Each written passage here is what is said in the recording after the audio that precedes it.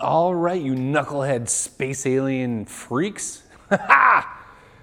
I'm here to chew bubblegum and draw some pictures, and I'm all out of bubblegum. Today we got some very interesting dares on this episode of Dare, Danger, Dan. And that's me, Danger Dan, your host, your MC of master of caricatures and master of drawing doodles, the doodle man, the doodle meister, if you will. Anyway, so we got some really cool dares. Let me just check my cheat sheet real quick. All right, so Linda Aklair Bowling wanted to see Roddy Piper dancing with the alien from, or one of the aliens from They Live, John Carpenter classic. And honestly, at this point, nearly a documentary. Then we have Kristin Diaz wanted to see Belle from Beauty and the Beast. And you know what? I'm gonna throw the Beast in there too. Rocking out to some heavy metal music, goth style, all right? And then we had Jesse McFadden wanted to see a cat band playing marimbas, synths, and whatnot. So we're gonna go ahead and we're gonna have Roddy Piper dancing with an alien. We're gonna have Belle and the Beast from Beauty and the Beast rocking out to this marimba synth band of cats.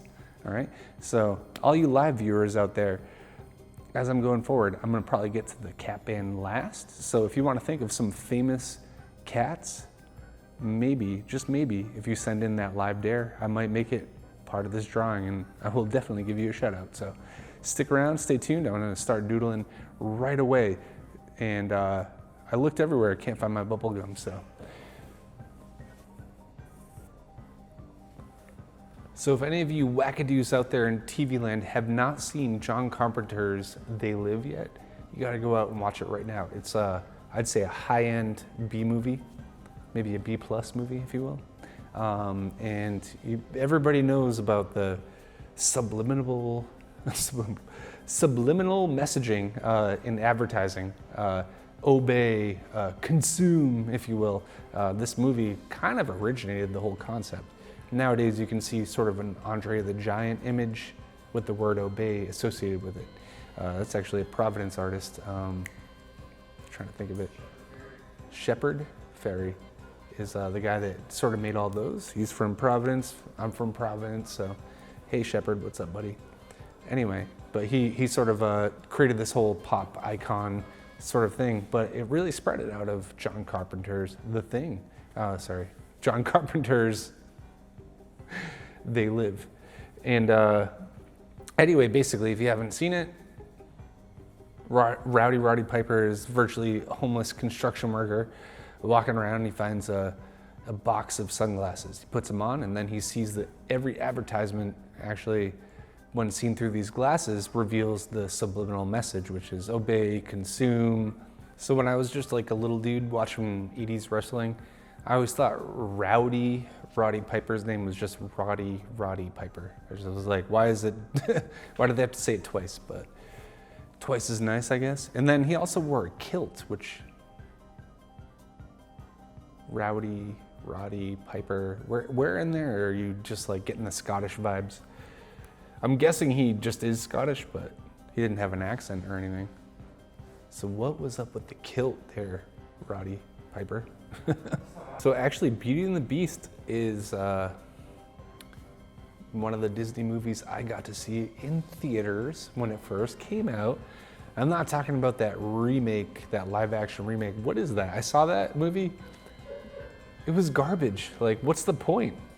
It's just like an obvious cash grab. Just make a new movie, Disney. What are you doing? Now I feel like this is like a realistic situation because I think Belle and the Beast, if they ever met naturally, would probably meet each other at like a metal show. Drunk on whiskey and PBRs. Yeah, the only four-legged animals in the animal kingdom that don't have that kind of like I don't know what you call it. You know, like deer have it, dogs have it, cats have it. The back hinge, leg. The only animals that don't have that are humans and elephants.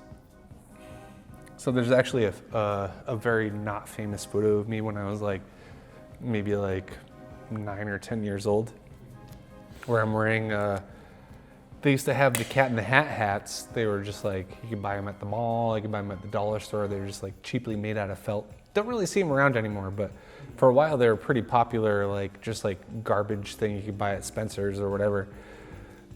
And I was at a parade, I think like a Thanksgiving parade back in the 90s, and I had no idea what marijuana was, none.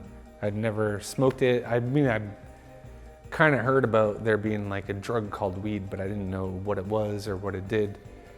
But either way, there was this Cat in the Hat style hat they were selling at the parade that was like, instead of the red and white stripes, it was green and white stripes. And on the white stripes, they had pot leaves, but I didn't know what those were, but I just wanted it so bad, and I convinced my grandfather to buy me this marijuana hat. And he's the only one that would do it because I think my parents knew exactly what the pot leaf was, but my grandfather, either he didn't know or he didn't care.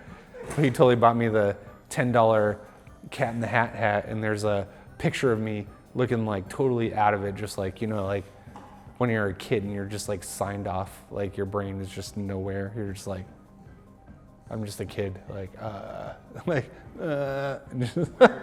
wearing this marijuana hat. All right, cats and kittens, thanks for tuning into this episode of Dare, Danger, Dan. And I want to thank Linda, Aklair, Bowling for daring me to draw Roddy Piper dancing with an alien from They Live. I want to thank Kristin Diaz for daring me to draw Belle, Goth Belle, and Beast rocking out to metal music. And I want to thank Jesse McFadden for daring me to draw a cat band playing marimbas and synths. All right, this is a lot of fun to draw, and I'm glad you tuned in. Don't forget to like, subscribe, follow. Also, don't forget to send in your dares, because this show can't continue without them. And anyway, thanks for everybody who tuned in, and there'll be more episodes coming soon.